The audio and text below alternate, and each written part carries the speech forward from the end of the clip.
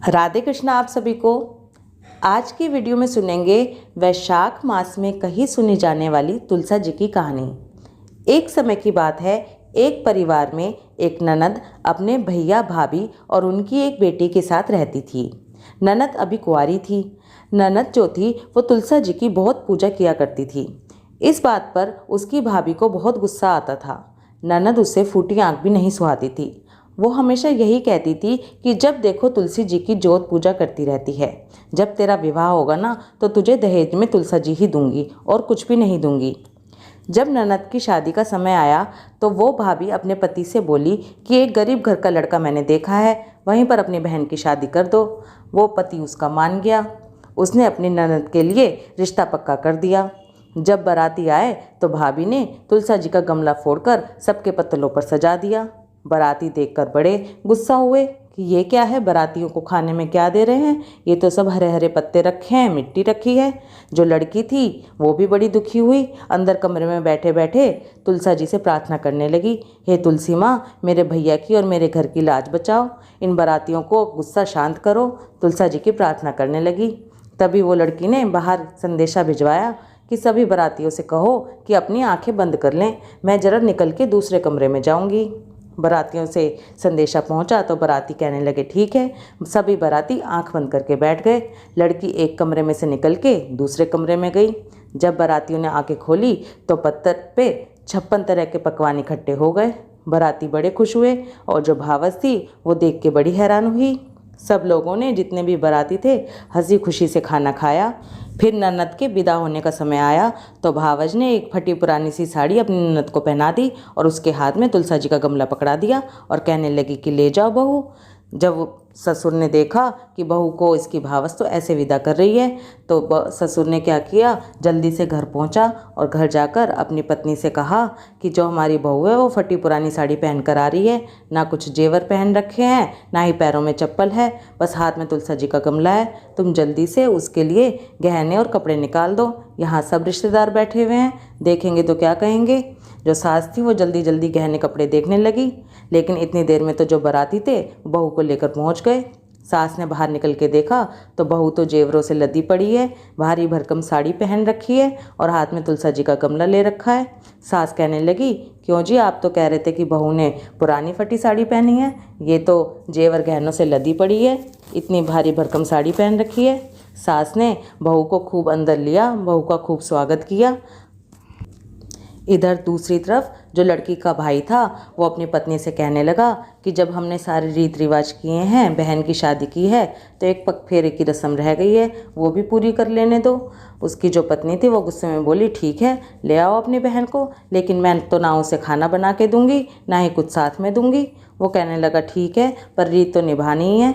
भाई बड़े दुखी मन से अपनी बहन को लेने के लिए चल दिया। वहाँ पहुँचा तो शर्म के मारे ऊपर नहीं गया, क्योंकि उसे पता था उसने बारातियों का स्वागत कैसे किया, कैसा मुंह लेके जाऊं बहन के आगे और बहन के ससुराल वालों के आगे। खाली हाथ वैसे था, कुछ लेके गया नहीं था। लेकिन बहन जो थी उसने ऊपर से झांक के अपने भाई को देख लिया। तब अपने पति से कहा कि मेरे भैया मुझे लेने आए हैं, उन्हें ऊपर लिवा के ले आओ। उसका पति उसके भाई को लिवा के ऊपर ले आया। ऊपर आए तो लड़की की सास कहने लगी, हाँ जी भैया बताओ कैसे आए।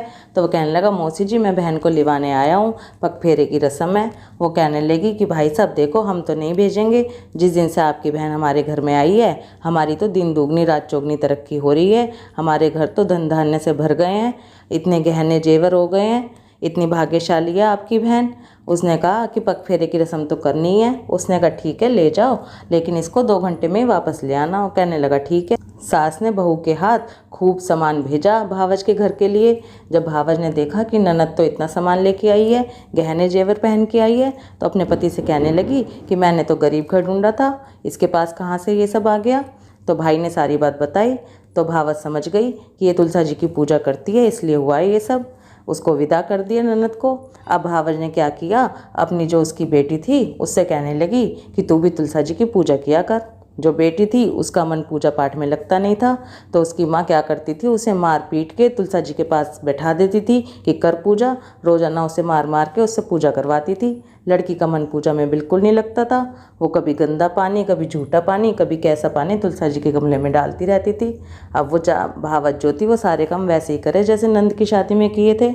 लड़का ढूंढा और उनके आगे जब बाराती आए उसके बेटी के, तो उनके आगे तुलसा जी का गमला फोड़ के रख दिया। सब बाराती कहने लगे कि ये कैसा स्वागत हो रहा है हमारा कि तुलसा जी का गमला फोड़ के रख दिया। तब वो अपनी बेटी से कहने लगी कि तू ऐसे संदेशा भिजवा बाहर कि सब आंख बंद करके बैठ जाएं। बेटी ने संदेशा भिजवाया कि सभी बाराती आंख बंद करके बैठ जाओ, मैं दूसरे कमरे में जाऊंगी। सब बारातियों ने आंख बंद कर ली। वो बेटी जो थी वो निकल के दूसरे कमरे में गई। आंख खोल के देखा तो पहले तो तुलसा जी के पत्ते और मिट्टी थे, और अब तो सबके पतलों में डेले बन गए। मिट्टी के बड़े बड़े डेले पतलों पे इकट्ठे हो गए। सब बाराती वहाँ से खूब गालियाँ दे के और चले गए, और बहू को उसने हाथ पैर जोड़ के किसी तरह से बेटी को अपनी विदा करा कि लेके जाओ इसे, और ले गए। अगले दिन अब उसके पिता को भेजा कि लेके जाओ और अब बेटी को विदा करवा के लाओ, पगफेरे की रस्म करनी है। बाप वहाँ पहुँचा तो सास कहने लगी कि आपने कैसी कमबख्त हमारे घर में भेजी है, ये तो जब से आई है हमारे घर में तो ना धन रहा ना धान्य रहा। वो कहने लगी कि बेटी बड़ी रोने लगी, कहने लगी पिताजी मेरा मन पूजा पाठ में नहीं लगता था, लेकिन माँ ने ज़बरदस्ती मुझसे पूजा करवाई और मेरे हाथ तो तुलसा जी का अपमान ही हुआ है, कोई सम्मान तो हुआ नहीं है, इसीलिए ये सब देखने को मिल रहा है। वो लिवा के अपनी बेटी को घर पे आया तो उसकी पत्नी कहने लगी क्यों, जब ननद आई थी तो इतने जेवर लाद के आई थी, मेरी बेटी को तुम ऐसे ही लिया है। तो भाई कहने लगा मेरी बहन तुलसा जी को सच्चे मन से सींचती थी, तेरी बेटी ने झूठे मन से सींचा, तूने उसकी होड़ करी।